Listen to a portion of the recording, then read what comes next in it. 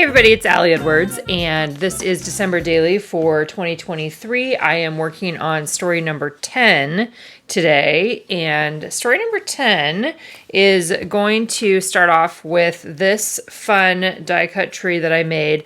This was for our product play workshop this year. This was the project that I put together using the fun little canvas circles that we had. I created a background for it. There was a template that was included to cut the circles. And even when I was building this page, I wasn't sure exactly, was I going to have individual photos underneath here or what? I wasn't sure. And so what I've decided to do though is I'm going to use this plus this, the back of this here, to tell the story of Audrey being in New York City for the last few days with a friend and the friend's family. So what I have decided, since I have this one from day 9, I went ahead and I used the same template that I used yesterday to print out photos that Audrey has texted us, and I'm going to add them to the back here. I also did just one short little one with information on what she's been doing there, just a few details. And then what I decided to do for this side is I took the same triangle shape. I'm going to cut it out. I'm going to put it on top of here. This ends up having see-through on there. Right now, I believe that, let's see, I did adhere that on there. So tomorrow I'll probably be using a triangle photo as well. But I think what I'm going to do is I'm just going to cut this out and have this on here and then turn this thing into something that opens up like this to reveal their cute little faces on there. So that's the direction that I'm heading. It's just kind of a fun, playful, if you think about all the different memories and all how fun, if you've ever been to New York in December, it's just really amazing. Also, lots of memories for me of when we did that a few years ago as well. So this is what I'm going to need to figure out is how am I going to have that flip open? And I think I will probably do something similar to what I've done before, some sort of a little cardstock piece maybe that opens up there, and then I will be trimming out all of these, adding them on here. I'm not going to do any other embellishments, like I'm not going to do the backs of the numbers, but just have this as a holding place for these individual little pieces, and then just have a short story for today related to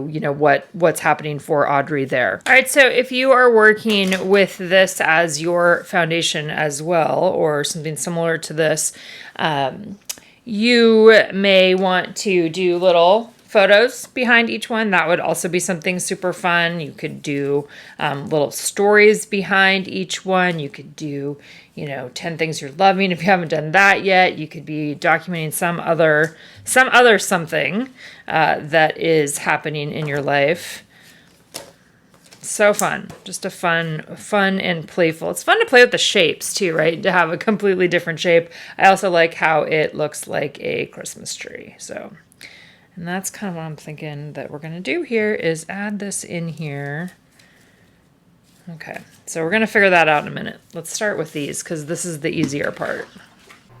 All right, so step 1 was just simply trimming out all of the pictures and my little journaling spot for today. Again, I'm using the same template that I used yesterday in story number 9.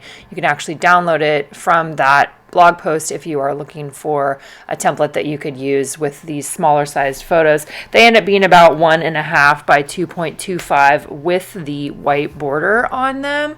Definitely like how it turned out. I wasn't sure what I was going to think about adhering the photos to the back, where the numbers are on the back, but I actually think it turned out just fine, and it became a really nice home for this story about Audrey's adventure, and it's been so fun to get all of the photos from her as she has been traveling and getting to do some of these really fun things in December in New York City. So just using rolling adhesive to add those to the back. I did consider adding on word phrase stickers or adding some embellishments, but in the end I just kept it really clean and straightforward. This in and of itself, just using the back of story 9 could be your story 10, right? You may not even go into this whole other construction extravaganza, which is what it feels like a little bit for the second page. But let me walk you through the steps of what I ended up doing. So what I'm doing right now is I am cutting a cardstock hinge.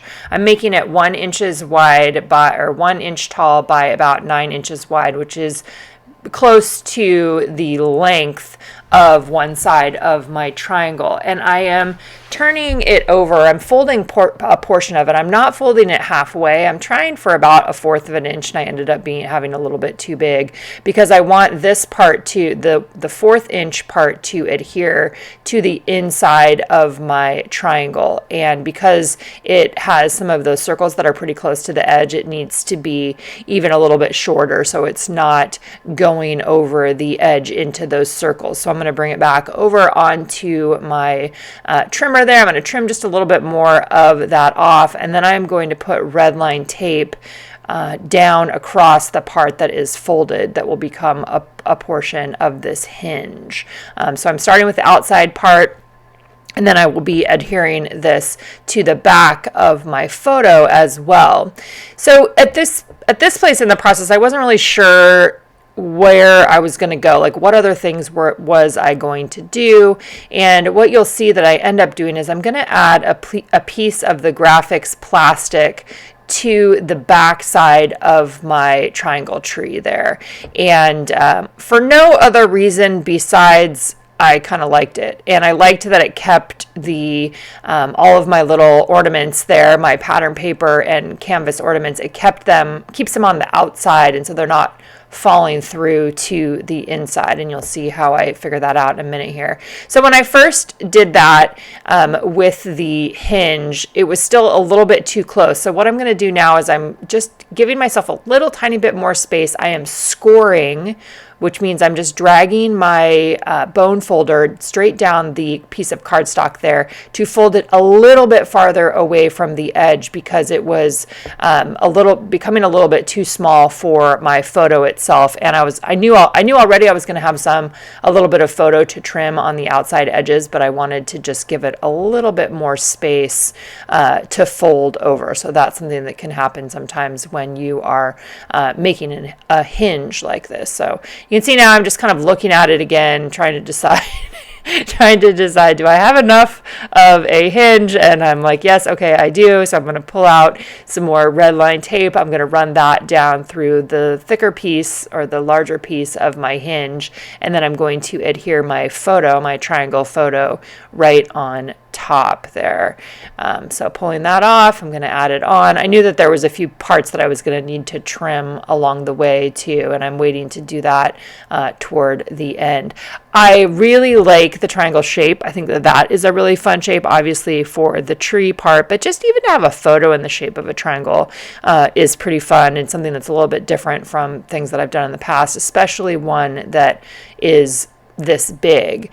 And if you did participate this is from the product play workshop, and if you did participate in our product play workshop, I did give a size for this triangle that fits in the 6x8 size as well. So that is also in there in case you haven't had a chance to look at and you want this kind of template. There is one for the 6x8 size in that classroom.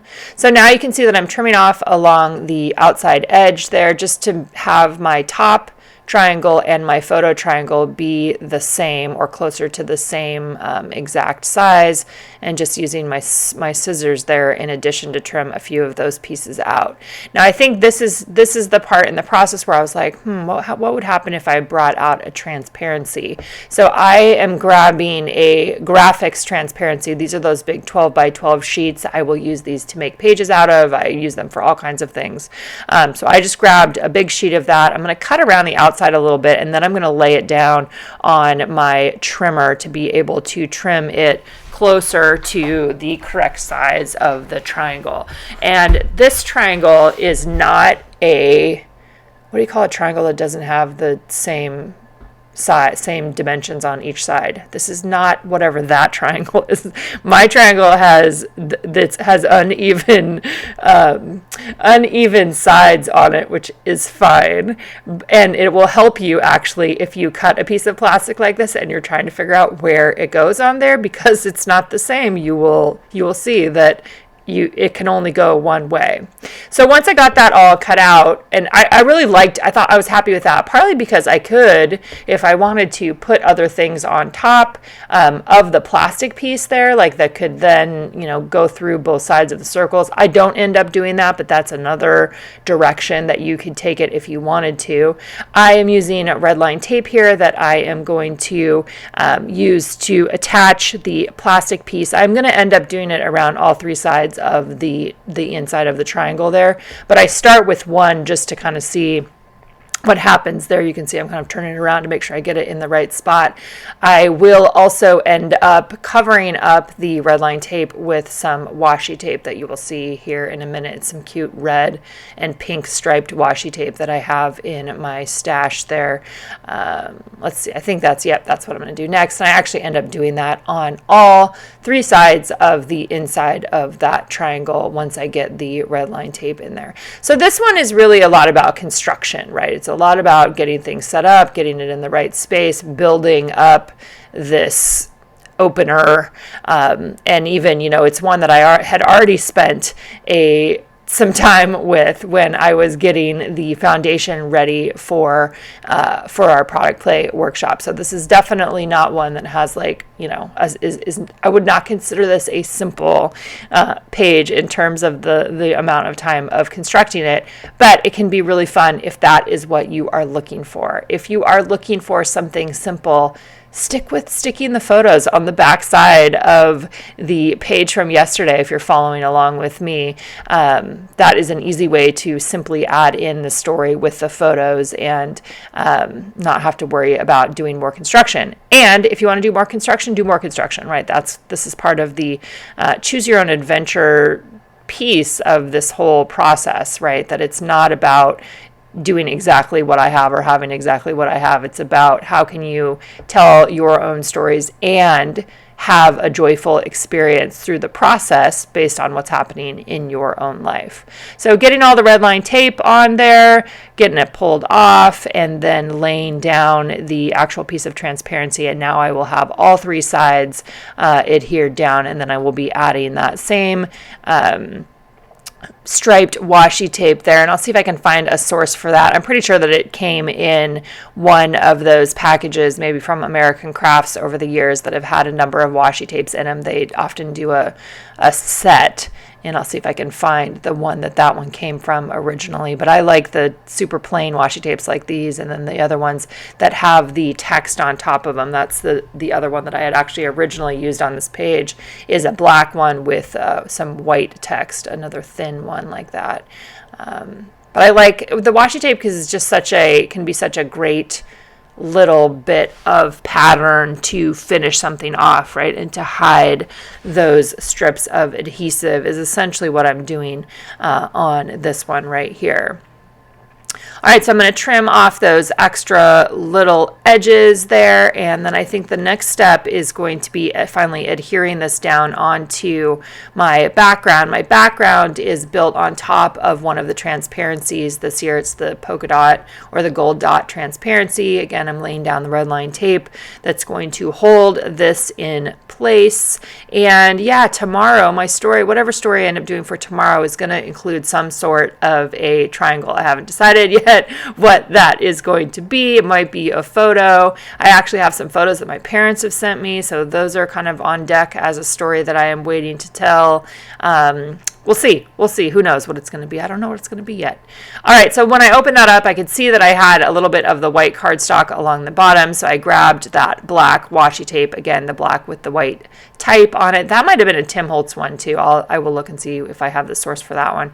And I'm just going to go along that one edge there. I don't end up going down the far edge. I just do the two sides on that particular triangle. And then as I was folding it over, I was kind of thinking, okay, do I have something that can hold this down? Oh wait, before I did that, I'm getting ahead of myself. I really loved the labels that we offered this year. They're labels with the color of the kit. They're just super simple. They're great for adding a little title on or a little bit of journaling if you are needing that. I am using an older puffy gold alpha set here to put NYC on top of this label. And I'm also going to add a couple of the chipboard stars that were in the kit along the outside edges of the NYC. Just a nice little opportunity to add a little bit more context to the photos themselves. I'm going to put that on the trimmer because I like having a flat edge on these, and it's going to sit right along the top of the washi tape there. And I'll use rolling adhesive, I think, to adhere that down, or I might use red line tape. I'm not sure. I remove the alphas around because I feel like it's not right in the middle. These are the kinds of things that I do, especially with type like that. So I'm going to pick them all up and move them around again. I did consider running this through the sewing machine, but in the end I decided just to leave it. I liked the really clean, straightforward NYC on there, and it's going to get adhered to the center of my triangle along the bottom there. And if you don't have thin washi tape, you can always use washi tape that you could fold over. You can cut washi tape in half. If you want to do that, you can lay it on your trimmer and trim it. Lots of different options for that too. Just love the little pop of red on there, made me really happy along that bottom section. And let's see, what am I going to do? Okay, I did red line tape. This is where I'm like remembering what I did. I did red line tape for that one. It's going to get adhered right on top of my photo. I'm going to try to eyeball the middle. See, there's my finger going down the side. Yeah. All right, so this is the part where I was like, you know what, it might be nice to have something that just holds this down. So I looked at my stash and I have the little metal, I think they're clock face arrows, or I'll find what the actual name is of them, but I've used them different times over the years. They're great for holding something down. So I'm actually going to poke with the paper piercer straight through the plastic there, and the little brad goes right in the middle. It'll be able to be covered tomorrow, at least the back of the brad, and then I can twist that to be able to open up the inside of my triangle to reveal that inside, and then have it sit there to keep it closed. All right, you guys, as always, let me know if you have questions on this one in the comments below, and I will see you back here again tomorrow for whatever story 11 is going to be. It's a mystery, and that can be really fun. We'll see. We'll see you guys back here again tomorrow. Thanks so much for being here.